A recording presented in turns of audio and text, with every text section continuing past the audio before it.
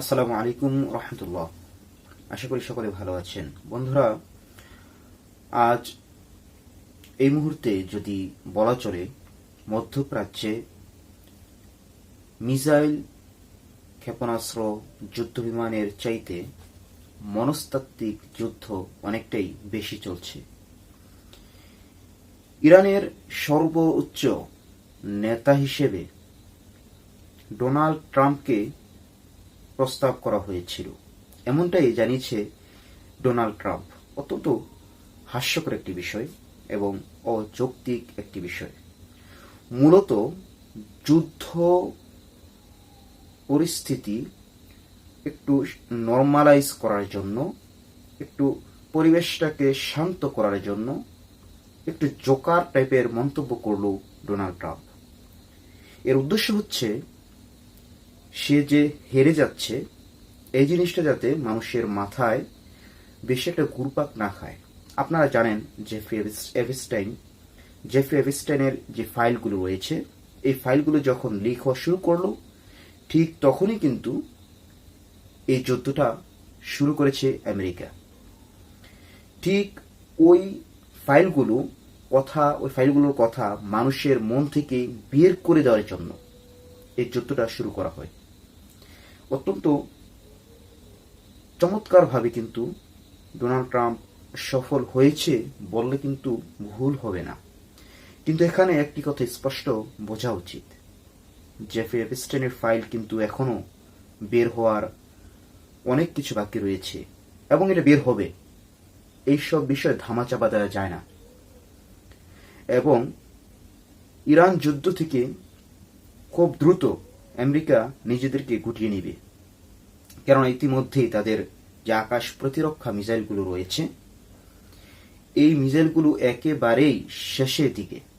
অর্থাৎ এখন যদি এই যুদ্ধ ইরানের সাথে তারা কন্টিনিউ করতে চায়, তাহলে অবশ্যই ইসরায়েল এবং আমেরিকার সকল ঘাঁটিকে ব্যাপকভাবে ক্ষয়ক্ষতির শিকার হতে হবে।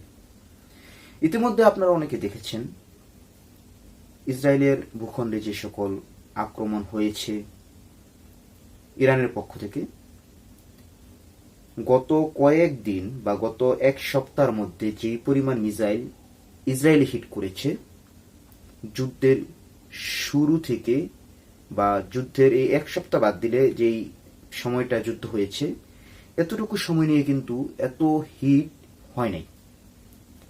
এর মানে স্পষ্ট বোঝা যাচ্ছে এই যুদ্ধে ক্রমশই ইরান জয় এর দিকে অগ্রসর হচ্ছে, বিজয়ের পতাকা সামনে উত্তোলনের জন্য অপেক্ষা করছে। ঠিক তেমনি ইসরায়েল ও আমেরিকা পরাজয় বরণের দ্বার প্রান্তে। সম্মানিত বন্ধুগণ, আপনারা অনেকেই হয়তোবা ইসরায়েলের একজন উচ্চতর সেনা কর্মকর্তার মন্তব্যটি ইতিমধ্যেই বিভিন্ন নিউজে দেখেছেন। উনি একটা মন্তব্য করেছেন যে যে কোনো সময়, যে কোনো মুহূর্তে ইসরায়েলের সেনাবাহিনী ধ্বংস হয়ে যেতে পারে। এর মানে কি? এর মানে হচ্ছে ইসরায়েল আমেরিকা সর্বোচ্চ যুদ্ধ পরিস্থিতি তৈরি করেও ইরানের সাথে পেরে উঠছে না।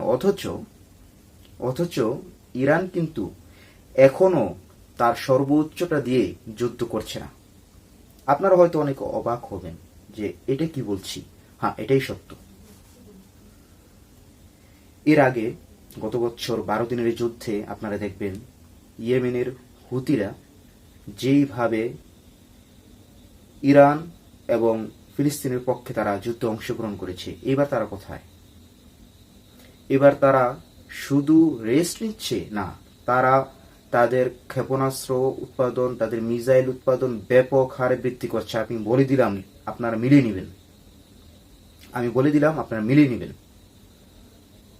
ব্যাপক হারে তারা মিসাইল উৎপাদন করছে এবং খুব দ্রুত বাব এল মানদেব বন্ধ হয়ে যাবে এবং দেখবেন এই যুদ্ধে ইয়েমেনের হুতিরা সরাসরি অংশগ্রহণ করছে আর ব্যাপকতর যুদ্ধ শুরু হবে। আসসালামু আলাইকুম রহমতুল্লাহ।